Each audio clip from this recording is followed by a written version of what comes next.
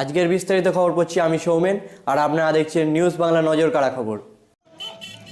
একাধিক দাবি দাওয়াকে সামনে রেখে বীরভূমের সিউড়িতে এবিভিপির পক্ষ থেকে বিক্ষোভ মিছিল বের করা হলো। সিউড়ি রেড ক্রস সোসাইটির সামনে থেকে বের হয় মিছিলটি এবং মিছিলটি যাবে প্রশাসন ভবনের দপ্তর পর্যন্ত। মিছিল থেকে দাবি তোলা হয় নারী সুরক্ষা দিতে হবে বাংলায়, ভিক্ষা নয় শিক্ষা চাই এবং কর্মসংস্থানের সুযোগ চাই, সন্ত্রাস নয় শান্তি চাই। এই ধরনের একাধিক দাবি দাওয়াকে নিয়ে বিক্ষোভ মিছিল বের করা হয় এই দিন বীরভূমের সিউড়িতে এবিভিপির পক্ষ থেকে এবং সিউড়ি বাস স্ট্যান্ডের সামনে অবস্থান বিক্ষোভ করে তারা। এরপর জেলা শাসকের দপ্তরে ডেপুটেশন প্রদান করা হবে তাদের পক্ষ থেকে।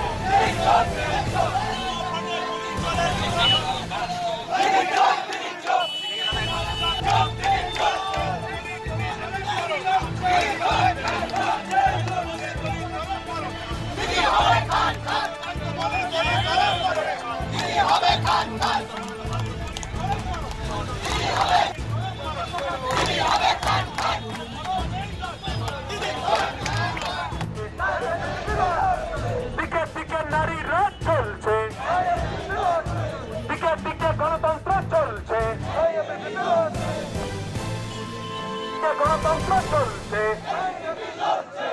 ভোটের স্বার্থে দিদির তোষণ চলছে, তুমি এগিয়ে চলো,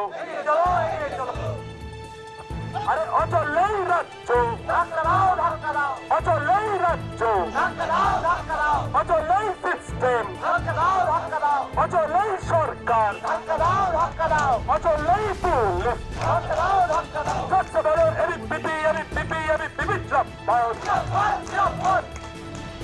ধর্ষিত উন্নত বাংলায় ধর্ষিত নারী, উন্নত বাংলায় ধর্ষিত নারী, পুলিশ খুন মানুষ খুন খুন গণতন্ত্র, পুলিশ খুন মানুষ খুন খুন গণতন্ত্র, বোমা ফাটে গুলি চলে দুটো শাসনযন্ত্র, বোমা ফাটে ধরে মারো টান, তাই তো বলি ধরি ধরে মারো টান, অচলেই রাজ্য, ধাক্কা দাও ধাক্কা দাও, অচলেই রাজ্য, অচলেই সরকার, অচলেই সিস্টেম, অচলেই সরকার, উন্নত বাংলায় ধর্ষিত নারী।